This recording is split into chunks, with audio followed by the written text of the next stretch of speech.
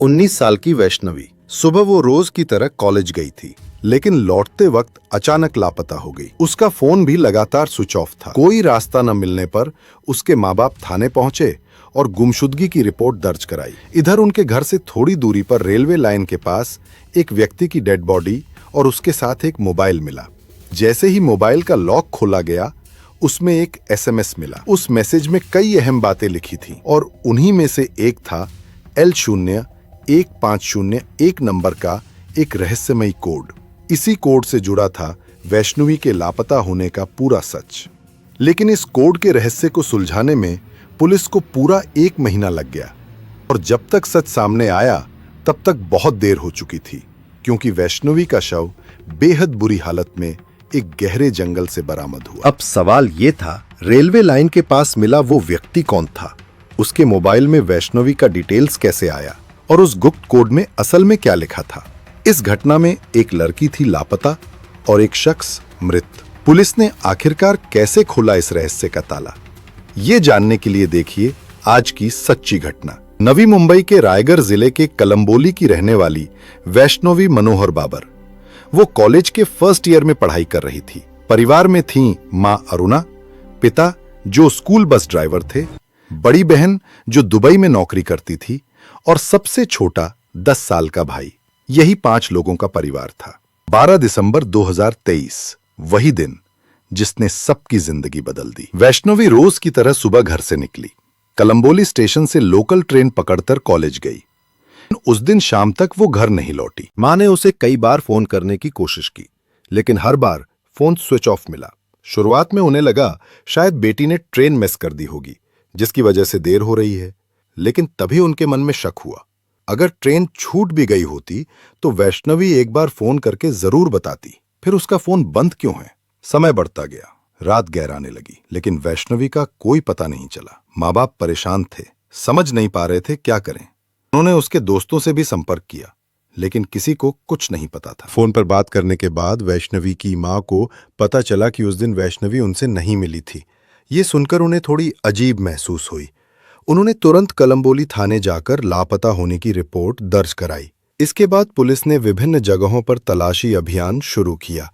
पड़ोसी, दोस्त सभी से संपर्क किया गया ताकि वैष्णवी के बारे में कोई सुराग मिल सके, लेकिन पुलिस के हाथ कुछ खास जानकारी नहीं लगी। इस तरह लगभग 2 दिन बीत गए। वैष्णवी जिस रास्ते से कॉलेज जाती थी उसकी सीसीटीवी फुटेज चेक की गई। कलंबोली रेलवे स्टेशन से लेकर उसके कॉलेज के स्टेशन तक की सभी जगहों की फुटेज भी चेक की गई, लेकिन वहां से भी कोई ठोस सुराग नहीं मिला। कॉलेज की सीसीटीवी फुटेज चेक करने पर स्पष्ट हुआ कि वैष्णवी क्लास खत्म होने के बाद कॉलेज से बाहर निकली। इसके बाद उन्हें गुरु तेज बहादुर स्टेशन पर देखा गया, जहां वो एक लोकल ट्रेन में सवार हुई। पुलिस ने आगे कई स्टेशनों की फुटेज खंगाली और पता चला कि खारघर रेलवे स्टेशन पर वैष्णवी ट्रेन से उतरती हैं।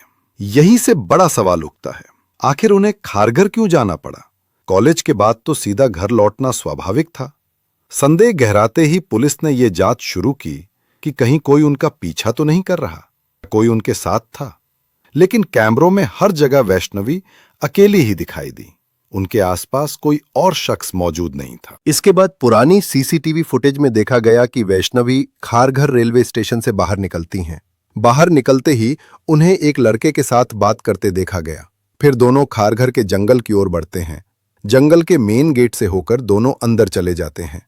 लगभग 3-4 घंटे बाद मेन गेट से केवल वो लड़का अकेला बाहर निकलता है। वैष्णवी को जंगल से बाहर आते कहीं नहीं देखा गया। पुलिस ने काफी समय सीसीटीवी फुटेज चेक किया। शायद बाद में वो बाहर निकल गई हों, लेकिन कोई फुटेज में उनका निशान नहीं मिला। इसके बाद पुलिस को शक हुआ कि ये लड़का वैष्णवी की गुमशुदगी में किसी न किसी तरह शामिल हो सकता है। वैष्णवी के मोबाइल की लोकेशन ट्रैक करने पर पता चला कि उसकी अंतिम लोकेशन खारघर जंगल के आसपास थी। अब पुलिस के पास एक ही तरीका था, उस व्यक्ति को ढूंढना जिसे आखिरी बार वैष्णवी के साथ देखा गया था। उसके कॉल हिस्ट्री की जांच की गई। देखा गया कि उसी दिन वैष्णवी ने स्टेशन से निकलते ही उस व्यक्ति को कॉल किया था। सबसे हैरान करने वाली बात यह थी कि सिर्फ उसी दिन ही नहीं, बल्कि पिछले कई वर्षों से वैष्णवी घंटों तक उसी व्यक्ति से बात करती रही थी। पुलिस ने अनुमान लगाया कि वैष्णवी और उस व्यक्ति के बीच कोई रिश्ता जरूर था, वरना आखिर क्यों घंटों तक कोई किसी के साथ बातें करता। इसके बाद पुलिस ने उस व्यक्ति की लोकेशन ट्रैक की। देखा गया कि दोनों की लोकेशन एक ही जगह पर थी, यानी खारघर के जंगल में। पुलिस के लिए यह साफ हो गया कि वैष्णवी के लापता होने में ये व्यक्ति किसी न किसी रूप से शामिल है। अब बारी थी उस व्यक्ति के बारे में और जानकारी निकालने की। पुलिस ने उस नंबर से पता लगाया कि सिम कार्ड रजिस्टर्ड था वैभव बुरुंगल नाम पर। पुलिस की एक टीम वैभव के घर पहुंची। वहां जाकर उन्होंने जाना कि एक मर्मांतक घटना घट चुकी थी। जब वैभव के माता पिता से पूछा गया कि वैभव कहां है, उन्होंने बताया कि 12 दिसंबर 2023 को वैभव ने रेलवे लाइन पर छलांग लगाकर हत्या कर ली थी, लेकिन असली कारण अब तक पता नहीं चल पाया। इसके बाद पुलिस वैष्णवी के घर पहुंची और वैभव के बारे में जानकारी चाहिए। वैष्णवी के परिवार ने बताया कि वैभव और वैष्णवी एक दूसरे से प्यार करते थे। 12वीं पास करने के बाद वैभव पढ़ाई छोड़ देते हैं और वैष्णवी कॉलेज में दाखिला लेती हैं। लेकिन वैष्णवी का परिवार उनके रिश्ते को स्वीकार नहीं करता, क्योंकि वैभव की जात या समुदाय अलग था। यानी वैष्णवी और वैभव की जातिगत पृष्ठभूमि पूरी तरह अलग थी और इसी वजह से उनके रिश्ते को परिवार ने मंजूरी नहीं दी। इस कारण दोनों के परिवारों के बीच झगड़े और तनाव भी पैदा हो गए। वैभव का परिवार तब अलग जगह रहने लगा। शुरुआत में दोनों आमने सामने नहीं मिलते थे, लेकिन फोन के माध्यम से संपर्क बनाए रखते थे। लेकिन परिवार के दबाव के चलते वैष्णवी वैभव से दूर होने लगी। धीरे धीरे वह वैभव से संपर्क तोड़ देती है, उसका नंबर ब्लॉक कर देती है और सोशल मीडिया पर उसे अनफॉलो कर देती है। इसके बाद वैभव कोई रास्ता न पाकर एक दिन कॉलेज जाते समय वैष्णवी से पूछते हैं कि वो उनसे दूर क्यों है। वैष्णवी कोई खास जवाब नहीं देती और कॉलेज चली जाती है। फिर एक दिन वैभव देखते हैं कि कॉलेज के गेट के बाहर वैष्णवी किसी और लड़के से बात कर रही हैं।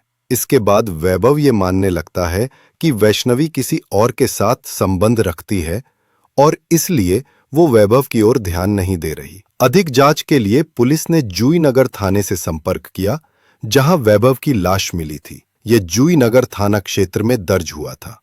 घटनास्थल से पुलिस ने वैभव के कुछ दस्तावेज और उसका मोबाइल भी बरामद किया। जांच के लिए मोबाइल को कलंबोली पुलिस थाने लाया गया, लेकिन मोबाइल पर पासवर्ड लगा था। जैसे ही लॉक खोला गया, सामने आया एक नोटपैड जिसमें वैभव और वैष्णवी के जीवन से जुड़ी कई महत्वपूर्ण बातें लिखी हुई थी। उनमें से सबसे अहम जानकारी वैभव ने 12 दिसंबर 2023 को अपने अंतिम कदम से पहले लिखी थी। उसने वैष्णवी को हत्या किया और उसे खारघर के जंगल में फेंक दिया। इसी नोट में एक कोड L01-501 भी लिखा था। सच तो यह है कि उनका रिश्ता पिछले 5 वर्षों से था, लेकिन इसी के बाद से वो वैष्णवी से दूर होने लगा।